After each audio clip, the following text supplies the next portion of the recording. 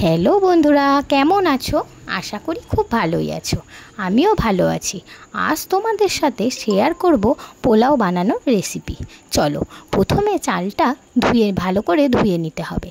তারপর গুঁড়ো গরম মশলা, লবণ ও হলুদ দিয়ে ভালো করে মেখে রাখতে হবে।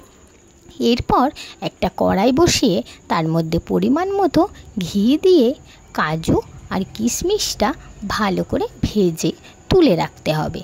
এরপর কড়াইয়ের মধ্যে গোটা গরম মশলা, এলাচ, লবঙ্গ আর তেজপাতা দিয়ে একটু নাড়িয়ে তার মধ্যে সেই মাখিয়ে রাখা চালগুলো কড়াইয়ে ঢেলে দিতে হবে। কিছুক্ষণ নাড়িয়ে নেওয়ার পর পরিমাণ মতো গরম জল দিয়ে দিতে হবে। আসলে গরম জলটা দিলে পোলাওটা খুব ঝুরঝুরে হয়। এরপর ঠিকমতো নাড়িয়ে নিয়ে ঢাকনা দিয়ে আটকে দিলাম। তার কিছুক্ষণ পর আবার ঢাকনা খুলে একটু নেড়ে দেখে নিলাম। তারপর আবার ঢেকে দিলাম।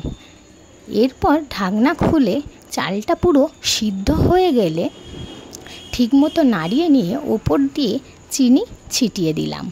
চিনিটা ভালো করে নেড়েচেড়ে মিশিয়ে নিলাম। তারপর ওপর থেকে কাজু আর কিশমিশটা ছিটিয়ে ভালো করে নেড়েচেড়ে নিলেই আমাদের রেডি।